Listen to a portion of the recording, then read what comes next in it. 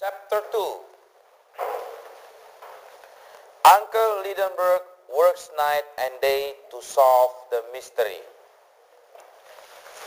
Before he did anything else, my uncle had to translate the note.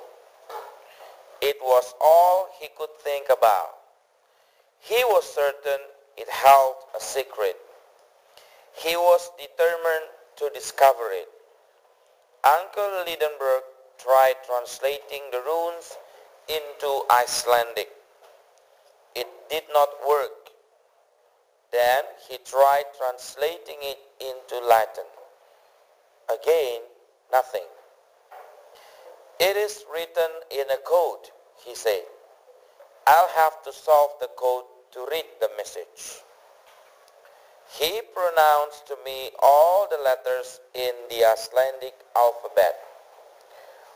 On a piece of paper, I lined them up beside each letter in our alphabet. We then used that code as a code to crack the runes message. We changed all of the Icelandic letters in the message to our letters to see what it would spell. Nothing. It was all gibberish. Uncle picked up the parchment and held it beside the book. The handwriting is different, he declared. The book and the note were not written by the same people. Someone must have written this note, then left it tucked inside. But how can we know who used to own the book? I asked. Uncle Lidenbrock sat down at his desk and pulled the book close to him. Using a magnifying glass, he examined each page. Finally, he found something. He saw two words spelled out in runes. But this time, my uncle could translate the words. Arn sak nusam, he declared. Arn sak nusam wrote his name in the book. Who? I asked. I was very confused. He was a very famous Icelandic writer of the 16th century. He was a great scientist and explorer.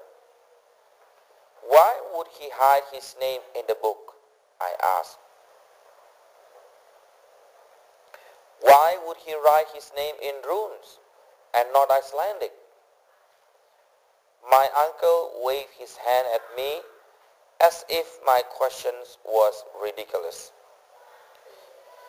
How would I know such things? The why is not important to me, he said. My only concern is reading this message. I can read runes, but these are all mixed up. We must think about nothing else until the mystery is solved. Should we wait until after dinner?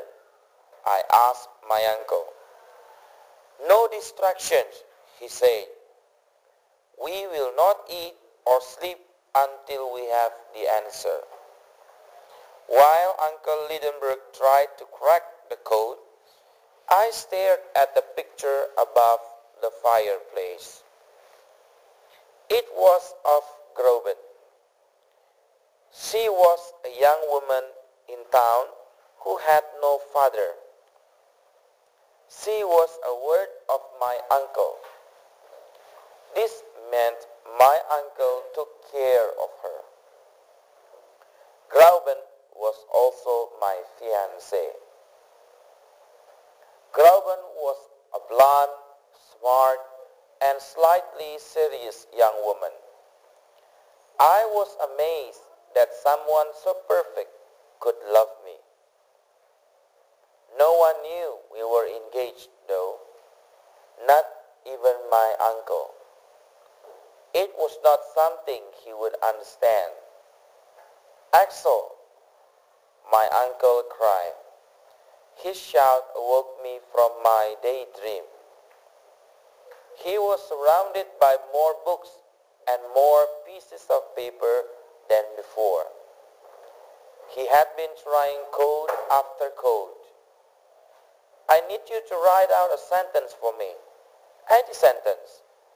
He handed me paper and pen without looking up.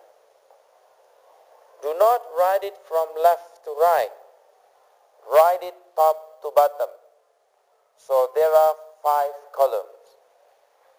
I did as I was asked. "Excellent," my uncle said. He snatched the paper and went to work. He did not really see what I had written. "Now let's read the words from left to right."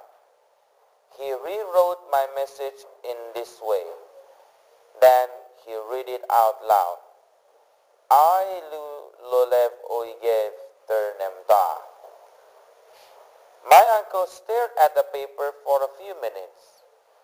He then said, "I love you, my little Grauben." He had finally seen what I wrote.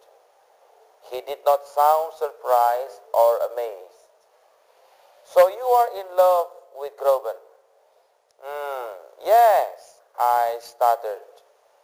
"Let's see if this code works with the runes in the note," he said. Nothing more was said about the Grauben and me. My uncle went to work again, but had no success. He threw his pen down in great disgust. "That's not it. This makes no sense.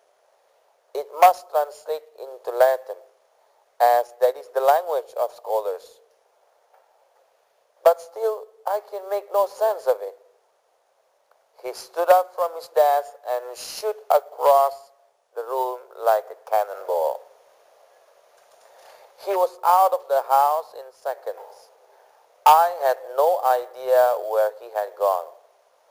I sat quietly in my chair, not knowing when my uncle would return. I thought of taking a nap. I thought of reading one of the other books on the shelves.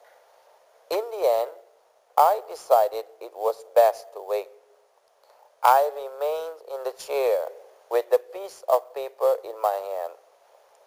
I hoped that my uncle solved the mystery, or tired of it, soon. We would be like prisoners in the house until it was over. I held the piece of paper before me, waving it like a fan. I was not really concentrating on it, and I was not trying to read the code. However, I must have taken in more than I realized. Maybe it was easier to read when I was not trying so hard, because suddenly the answer came to me. I just understood all its secrets. I also knew that my uncle should never see this note. It told of a journey that a few would believe.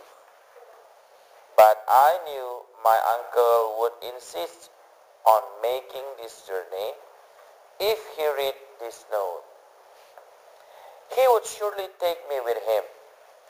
But I did not want to go. I did not want to risk never seeing Grauben again. I told myself I would destroy the note. Standing by the fire, my hand held the note above the flames. I was about to drop it when I heard my uncle returning to his study. There were only a few seconds to get the note back to his desk, as if nothing had happened. That's the end of chapter 2.